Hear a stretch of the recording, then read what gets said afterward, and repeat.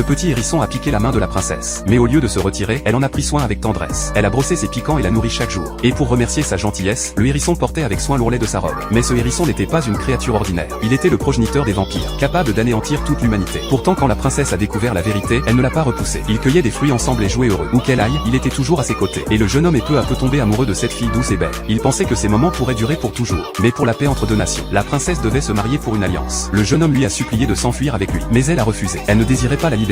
Elle voulait la paix pour son pays. Il était choqué et le cœur brisé. Se sentant totalement impuissant, la princesse épousa le prince. Et en tant que serviteur, il offrit ses bénédictions. Mais peu après, la nation alliée les trahit et la guerre éclata. Le conseil décida d'exécuter la princesse pour apaiser le peuple. Le jeune homme a été témoin de cela. Et il alla immédiatement trouver la princesse. Il lui expliqua que si elle ne s'échappait pas, elle ne vivrait que jusqu'à ce soir. Elle refusa, pour atteindre la paix qu'elle désirait. Ou plutôt, parce qu'elle ne pouvait pas partir. C'était son but, son sens. Le jour de l'exécution, la lumière disparut des yeux du jeune homme. Alors que la princesse se tenait sans peur devant la lame du bourreau. Elle espérait seulement que sa mort apporterait la paix aux deux nations. Le jeune homme ne pouvait que regarder impuissant. Alors que la fille qu'il aimait était emportée. Après la mort de la princesse, les deux nations atteignirent enfin la vraie paix. Pour commémorer son sacrifice, les gens érigèrent une statue en son honneur. Le jeune homme se transforma de nouveau en hérisson. Et resta pour toujours aux côtés de la statue. Chaque nuit, il redevenait humain. Et pleurait en secret. Jusqu'au jour où il partit. Et à son retour, la paix avait disparu. Le royaume était tombé. Les villes étaient en ruine. Et la statue de la princesse s'était réduite en cendres.